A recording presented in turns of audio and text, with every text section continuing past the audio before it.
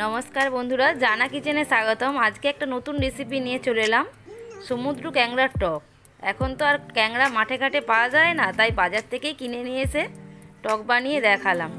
দেখুন কত বড় বড় ক্যাংড়াগুলো দেখেছেন, এরকম বাঁধা অবস্থায় কাটতে হবে, নালে একদম কামড়ে হাত খেয়ে নেবে। ওই জন্য বাঁধাগুলো আগে না খুলে আগে বাঁধা সমেতই ডাঁড়াগুলো আগে বড় ডাঁড়াগুলো কেটে তারপরে কাটছি। আমি ঠিক কাটতে পারিনি, তাই একটা পাশের বাড়ির কাকিমাকে বলেছিলাম, কাকিমাই কেটে দিয়েছে ক্যাংড়াগুলো সুন্দরভাবে। দেখেছেন কত সুন্দর করে কেটে ছোট ছোট করে পিস করে দিয়েছে। ক্যাংড়ার ডাঁড়াগুলো ওই জন্য আগে ভেজে নিয়েছি। ক্যাংড়ার ডাঁড়াগুলো একটু শক্ত হয়, ওইটা ওই জন্য আগে একটু হালকা করে ভেজে নিয়ে তারপরে ক্যাংড়াগুলোকে ভাজবো। ক্যাংড়া ডাঁড়াগুলোকে আগে ভেজে তুলে নিয়ে এবার তেলের মধ্যে একটু ফোড়ন দিয়ে দিলাম, দিয়ে একটা একটা ক্যাংড়াগুলোকে ওর উপরে দিয়ে দিলাম, দিয়ে ক্যাংড়াগুলোকে হালকা হাতে অল্প করে নেড়ে চেড়ে নেবো। খুব বেশি ক্যাংড়াটা ভাজা যাবে না, ডাঁড়াগুলো ওই জন্য আগে ভেজে নিয়েছি। বেশি ভাজলে যে ক্যাংড়ার ঘিগুলো হয় ওটা পুড়ে যাবে, তাই একটু হালকা করে ভেজে নেব। একদম গ্যাসের ফ্লেমটা একদম আস্তে করে দিয়েছি, দিয়ে হালকা করে ভাজছি।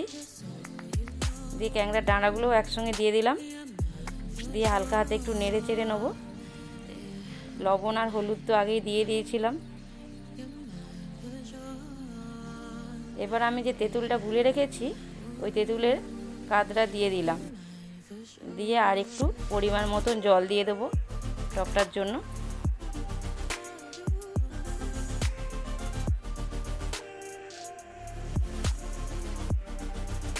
আপনারাও এরকমভাবে বাড়িতে বানিয়ে খেয়ে দেখবেন, বেশ ভালোই লাগবে ক্যাংড়ার টক।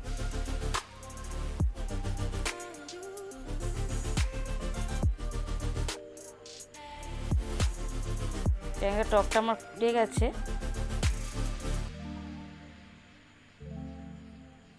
ওর মধ্যে একটু কাঁচা সরষের তেল ছড়িয়ে দেবো, ক্যাংড়ার টকের স্বাদটা আরও বেড়ে যাবে।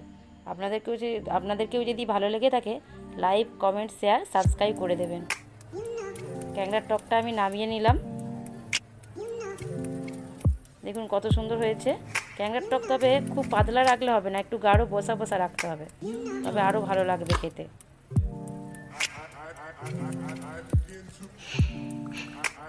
টকটা আমার রেডি।